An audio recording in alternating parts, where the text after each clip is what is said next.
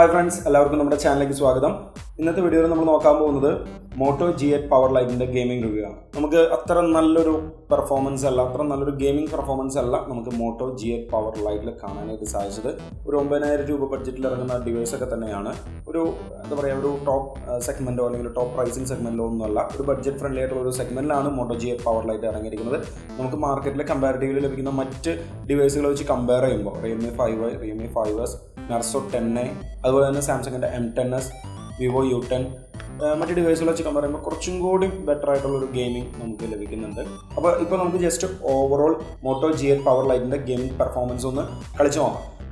നമ്മൾ ഗെയിം കളിച്ചു തുടങ്ങുന്നതിന് മുമ്പ് ബാറ്ററി ലെവൽ 69%, ടെമ്പറേച്ചർ 29 ഡിഗ്രി.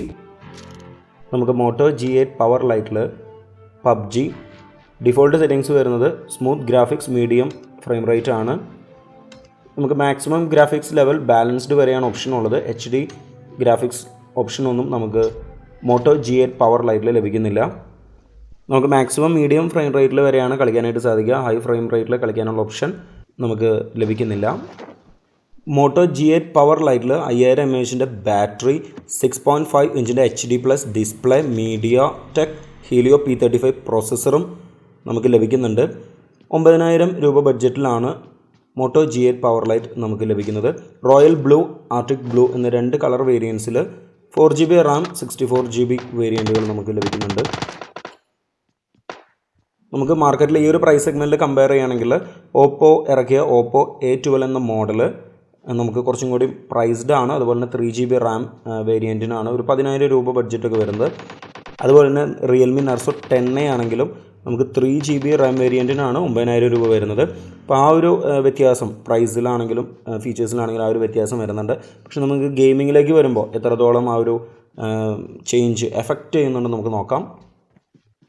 നമുക്കൊരു ആവറേജ് ഗെയിമിംഗ് ആണ് ഓപ്പോ A12 ലഭിക്കുന്നത്. നമുക്കൊരു ഹൈ ക്വാളിറ്റി ഉള്ള ഒരു ഗെയിമിംഗ് അല്ല നമുക്ക് ലഭിക്കുന്നത്. ഈ ഒരു പ്രൈസിൽ 9000 രൂപ ബഡ്ജറ്റിൽ ഓക്കെയാണ്. ഇപ്പോൾ ഓൾറെഡി ഓപ്പോ A12 10000 രൂപ ബഡ്ജറ്റിൽ ഇറക്കിയിരിക്കുന്ന ഡിവൈസിനേക്കാളും ഒരു അല്പം കൂടി നല്ലൊരു ഗെയിമിംഗ് കിട്ടുന്നുണ്ട്. അതും ആ ഒരു പ്രൈസ് കുറയുന്നുണ്ട്. 4GB റാം ഉള്ളൊരു ഡിവൈസ് നമുക്ക് ലഭിക്കുന്നുണ്ട്. ആ ഒരു കമ്പാരിസണിലേക്ക് വരാണെങ്കിൽ നമുക്ക് ബെറ്റർ ആയിട്ടുള്ളൊരു ഗെയിമിംഗ് ആണ്. പക്ഷേ എന്നിരുന്നാലും ഒരുപാട് നേരം ഗെയിം കളിക്കുന്നവരെ സംബന്ധിച്ചിടത്തോളം, ഒരുപാട് അഡിക്റ്റീവായിട്ട് ഗെയിം കളിക്കുന്നവർക്ക് തീർച്ചയായിട്ടും ഈ ഒരു ബഡ്ജറ്റ് വൈസ് നോക്കണമെങ്കിൽ ഓക്കെയാണ്. പക്ഷേ കുറച്ചും കൂടി നല്ലൊരു ഗെയിമിംഗ് ഡിവൈസിലേക്ക് പോകുകയാണെന്നുണ്ട് ഒരുവിധം കുഴപ്പമില്ലാത്ത ഗെയിമിംഗ് ഒക്കെ കിട്ടുന്നുണ്ട്. പക്ഷേ നമുക്ക് ഗെയിം കളിക്കുന്നതിനിടയിൽ ചെറിയ രീതിയിലുള്ള ഗെയിം ഡ്രോപ്സ് നമുക്ക് കാണാനായിട്ട് സാധിക്കുന്നുണ്ട്. അപ്പോൾ അതൊക്കെ ഗെയിമിംഗ് എക്സ്പീരിയൻസ് കളയുന്ന ഫാക്ടേഴ്സാണ്. അത്തരം ഫാക്ടേഴ്സ് നമുക്ക് എന്തായാലും ഗെയിം കളിക്കുന്നതിനിടയിൽ കാണുന്നുണ്ട്. ഗെയിം കളിക്കാനൊക്കെ പറ്റും, ഇഷ്യൂസ് ഒന്നുമില്ല. പക്ഷേ എന്നിരുന്നാലും ആ ഒരു കംപ്ലീറ്റ് ഗെയിമിംഗ് എക്സ്പീരിയൻസ് നമുക്ക് ഈ ഒരു ബഡ്ജറ്റിൽ Moto G8 Power Lite നമുക്ക് ലഭിക്കുന്നില്ല.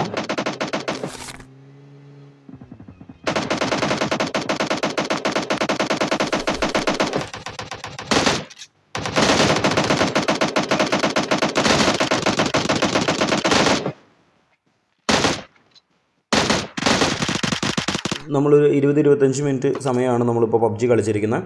അപ്പോൾ ഇത് ബാറ്ററി ലെവൽ 61% ആണ്, ടെമ്പറേച്ചർ 41 ഡിഗ്രി. അപ്പോൾ ഒരു 8% ആണ് ബാറ്ററി കൺസംഷൻ നടന്നിരിക്കുന്നത്. അതുപോലെ തന്നെ 41 ഡിഗ്രി ഒരു വിധം ഹീറ്റിംഗ് ഇഷ്യൂ നമുക്ക് Moto G8 Power Lite കാണാനായിട്ട് സാധിക്കുന്നുണ്ട്. ഇനി നമ്മൾ കളിച്ച് നോക്കാൻ പോകുന്നത് കോൾ ഓഫ് ഡ്യൂട്ടി എന്ന ഗെയിമാണ്.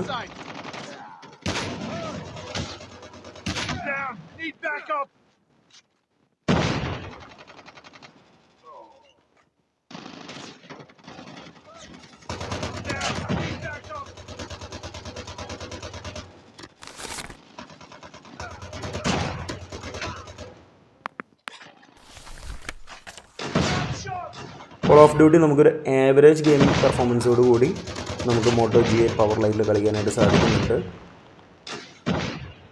നമുക്കൊരു എക്സ്ട്രീം ഗെയിമിംഗ് എക്സ്പീരിയൻസ് അല്ലെങ്കിൽ ഒരു പക്ക ടോപ്പ് ലെവൽ ഗെയിമിംഗ് എക്സ്പീരിയൻസ് ഒന്നും നമുക്ക് പറയാനായിട്ട് സാധിക്കില്ല. പിന്നെ ഈ ഒരു 10000 രൂപ ബഡ്ജറ്റിൽ നമുക്ക് ഒരുപാട് പ്രതീക്ഷകൾ വെച്ചിട്ടും കാര്യമൊന്നുമില്ല. ഒരു 9000 രൂപയ്ക്ക് ലഭിക്കുന്ന ഈ ഒരു ഡിവൈസിൽ ലഭിക്കുന്ന ഒരു പെർഫോമൻസ് തന്നെയാണ് ഇത്തരത്തിലുള്ളൊരു പെർഫോമൻസ്. നമുക്ക് കമ്പാരിറ്റീവ്ലി നമുക്ക് Realme Narzo 10a ഒക്കെ നമുക്ക് കുറച്ചും കൂടി നല്ല ഗെയിമിംഗ് ആണെന്ന് പറയാം. പക്ഷെ അത് വെച്ച് നിർത്തി കഴിഞ്ഞാൽ ഒരുവിധം ഓക്കെ ആണ്. ഈ ഒരു ഗെയിമിംഗ് പെർഫോമൻസ്.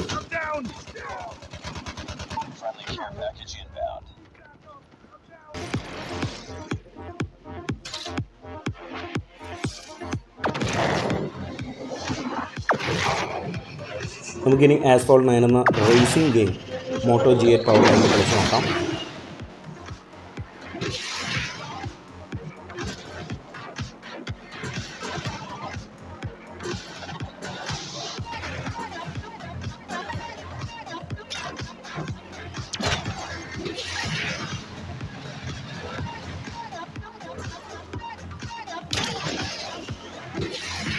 ഇവിടെ നമുക്കൊരു ആവറേജ് രീതിയിലുള്ളൊരു ഗെയിമിംഗ് എക്സ്പീരിയൻസ് ആണ് നമുക്ക് ലഭിക്കുന്നത്.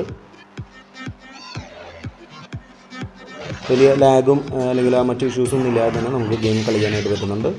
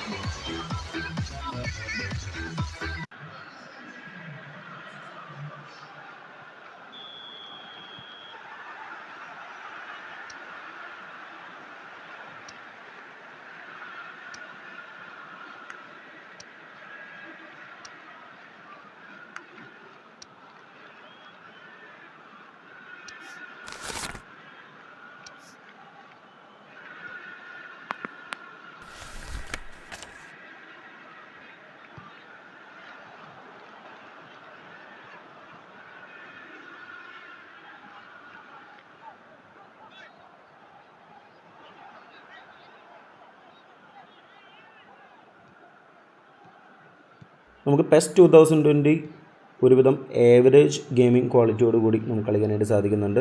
ഒരു ഏവറേജ് ഗെയിമിംഗ് എക്സ്പീരിയൻസ് ആണ് Pess 2020 കളിക്കുമ്പോൾ നമുക്ക് Moto G8 Power Lite ലഭിക്കുന്നത്. പിന്നെ നമുക്ക് കണ്ടെത്താനായിട്ട് സാധിച്ചൊരു നെഗറ്റീവ് എന്ന് പറയുന്നത് ഗെയിമിങ്ങിൻ്റെ ഓഡിയോ ക്വാളിറ്റിയാണ്. ഗെയിമിങ്ങിൻ്റെ മാത്രമല്ല, പൊതുവായിട്ട് ഈ ഒരു ഡിവൈസിൻ്റെ ഓഡിയോ ക്വാളിറ്റി ഒരല്പം പിന്നിലോട്ടാണ്. അപ്പോൾ അത് നമ്മൾ ഗെയിം കളിക്കുമ്പോഴാണെങ്കിലും ആ രീതിയിലുള്ള ഒരു ഇഷ്യൂ, ആ ഒരു ഗെയിമിംഗ് എക്സ്പീരിയൻസിന് സ്പോയിൽ ചെയ്യുന്ന രീതിയിലുള്ള ഒരു ഓഡിയോ ക്വാളിറ്റി ആയതുകൊണ്ട് അത് നമുക്ക് ചെറിയ ഒരു രീതിയിൽ എഫക്റ്റ് ചെയ്യുന്നുണ്ട്.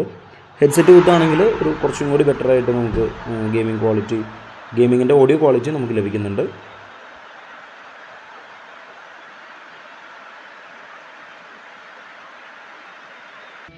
നമ്മൾ അവസാനമായിട്ട് കളിക്കാൻ പോകുന്നത് ഫ്രീ ഫയർ എന്ന ഗെയിമാണ്.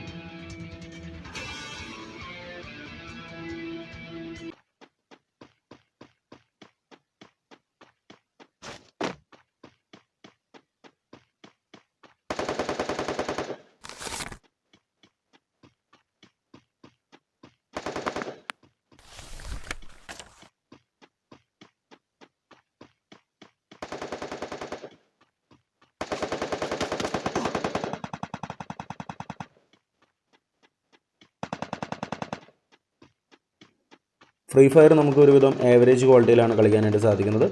ഇവിടെയും ഈ ഒരു പ്രൈസ് സെഗ്മെൻറ്റിൽ നമുക്ക് ലഭിക്കുന്ന ഒരു ഡിവൈസിൻ്റെ ക്വാളിറ്റി മാത്രമാണ് ലഭിക്കുന്നത്. നമുക്കൊരു എക്സ്ട്രാ ഓർഡിനറി ഗെയിമിംഗ് ഡിവൈസ് ഈ ഒരു ബഡ്ജറ്റിൽ നമുക്ക് പറയാനായിട്ട് സാധിക്കില്ല. നമുക്ക് റിയൽമി നർസോ 10 കുറച്ചും കൂടി ബെറ്ററായിട്ട് കിട്ടുന്നുണ്ട്. ഈ 9,000 രൂപ ബഡ്ജറ്റിൽ തന്നെയാണെങ്കിൽ 10,000, 11,000 അങ്ങനെ മുകളിലേക്ക് പോകും തോറും നമുക്ക് ഒരുപാട് ഫോൺസ് നമുക്ക് നല്ല ഗെയിമിംഗ് ടാർഗറ്റോട് കൂടി തന്നെ ഇറക്കിയിരിക്കുന്ന ഡിവൈസുകളുണ്ട്.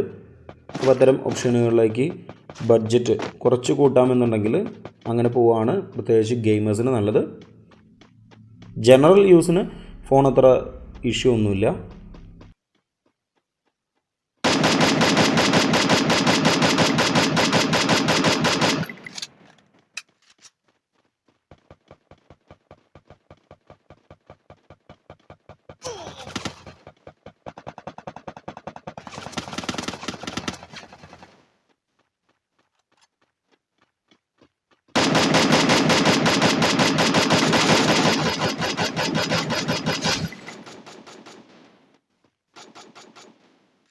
നമ്മളിപ്പോൾ വീണ്ടും ഒരു 25 മിനിറ്റോളം ഗെയിം കളിച്ചിട്ടുണ്ട്.